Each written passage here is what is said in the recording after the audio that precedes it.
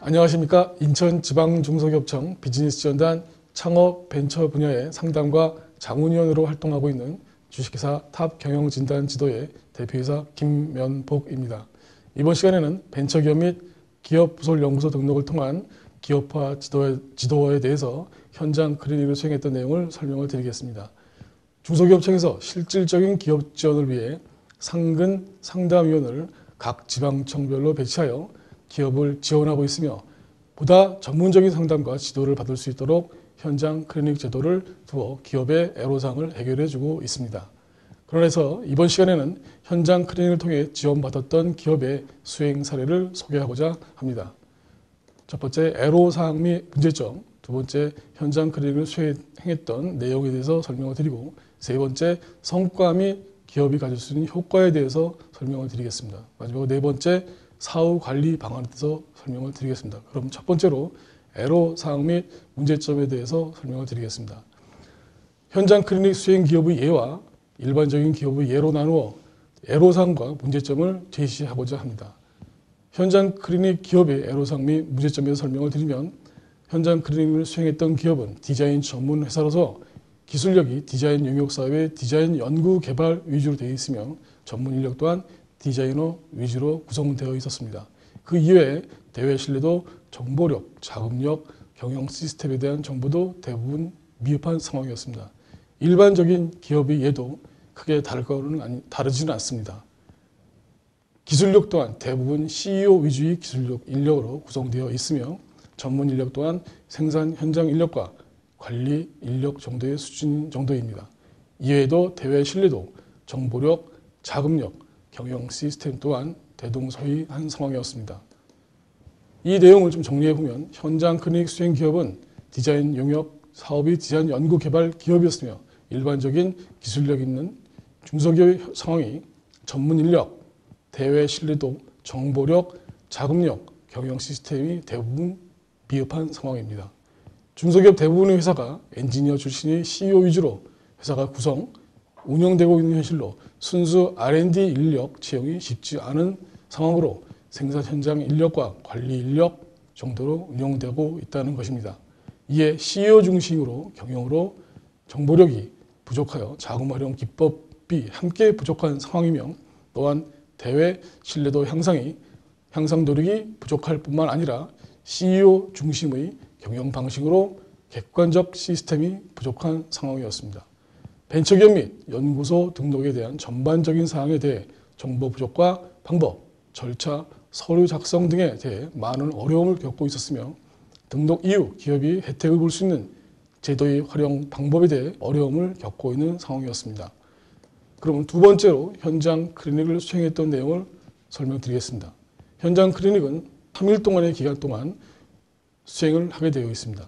첫 번째 1일차에 대표자 및 기업의 현황에 대한 전반적인 사항을 진단하고, 2일차에 기술적인 핵심 부분만을 위주로 시장성 및 사업성에 대해서 진단 및 지도를 하였습니다. 3일차에 기업이 받을 수 있는 혜택과 효과에 대해서 지도를 하였습니다. 그럼 우선 벤처기업 등록을 위한 세부 진단을 했던 내용을 설명을 드리겠습니다. 우선 크게 대표자 및 대표자의 관리 능력을 진단하고, 두 번째 재무 상황, 세 번째 기술성, 네 번째 시장성을 진단하였습니다. 마지막으로 경영 시스템 구축 여부도 자세히 볼 필요가 있겠습니다. 우리나라에서는 다른 기업에 비해 기술성이나 성장성이 상대적으로 높아 정부에서 지원할 필요가 있다고 인정하는 기업으로서 벤처기업 육성에 관한 특별조치법의 세 가지 기준 중 한 가지를 만족하는 기업을 의미한다고 명시되어 있습니다. 우리나라의 벤처기업은 성공한 결과로서의 기업이라기보다는 세계적인 인류 기업으로 육성하기 위한 지원 대상으로서의 기업이라는 성격이 강하다고 볼 수 있습니다. 그럼 다음엔 기업 부설 연구소 설립을 실청을 위한 요건에 대해서 진단했던 내용을 말씀드리겠습니다. 크게 인적 요건과 물적 요건으로 진단을 해볼 필요가 있습니다. 인적 요건은 중소기업일 경우 5명 이상의 전문 인력이 확보가 되어야 한다는 것입니다. 그러나 2009년 7월 1일부터 2011년 6월 30일까지는 제도의 운영을 완화하여 3명 이상이면 인적 요건을 충족한으로 하는 것으로 개정 운영하고 있습니다. 그럼 전담, 연구개발 전담 부서에 대해서는 규모에 관계없이 1명 이상의 전문 인력만 충족하면 가능합니다. 그 다음 물적 요건을 보겠습니다. 물적 요건의 핵심 포인트는 독립적인 공간이 있느냐 없느냐의 관건입니다. 그럼 벤처기업 등록 신청 절차에 대해서 한번 살펴보겠습니다. 벤처기업 등록 절차는 벤처인 사이트에서 온라인상으로 신청을 하고 있습니다. 우선 벤처 확인 신청을 하고 가장 중요한 것은 기업이 보증 및 대출 금액을 충족할 수 있는지 없는지에 대한 상담을 통해서 충족 여부가 확정이 됐을 때 진행해야 된다는 겁니다. 이러한 요건은 다음 장에서 자세히 설명드리기로 하겠습니다. 그러면 벤처인 사이트에서 진행한 절차들을 계속 설명을 드리겠습니다. 이후에 벤처 확인 유형을 선택하고 신청서를 작성하고 재무제표에 대한 내용을 입력을 합니다. 그리고 마지막으로 사업계획서에 대한 업로드를 해야 되는데 기술사업계획 작성이 사전에 작성이 되어 있어야 한다는 것이죠. 그러면 이 기술사업계획 작성도 우리 중소기업이 작성하기에는 쉽지 않은 상황입니다. 그렇기 때문에 우리 전문가로서 지도를 해야 될 부분이 있다는 것입니다. 그러면 기술사업계획서 작성에 대해 지도했던 내용을 설명을 드리겠습니다. 기술사업계획서는 대표적으로 크게 대표자 및 기업체 사업 내용에 대한 큰 카테고리로 구성되어 있습니다.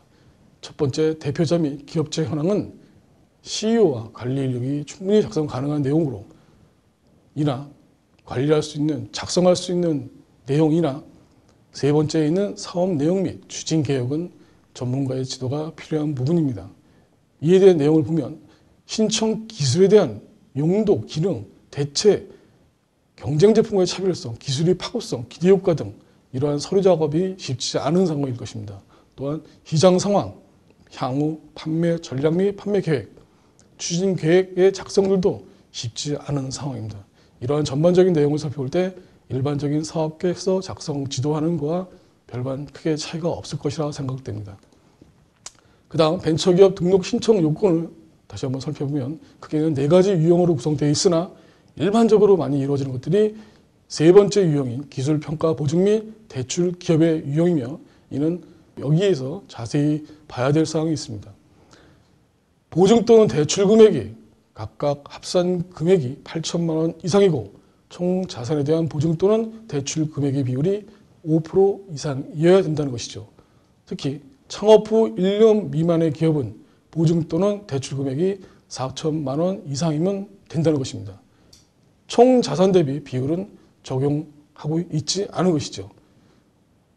그 다음 지난해 4월 28일에 개정된 벤처기업 특별조치법의 핵심적인 내용을 보겠습니다. 벤처기업 확인 유효기간을 2년으로 연장을 했습니다. 이로 인해 매년 재확인에 따른 불편을 해소했고 현행 벤처 투자기업 및 기술평가기업이 1년에 재확인을 했던 것에 비해 모든 유형을 2년마다 재확인한 것으로 개정이 되었다는 것이죠. 그 다음 기업부설 연구소 설립 신청 절차에 대해서 말씀드리겠습니다.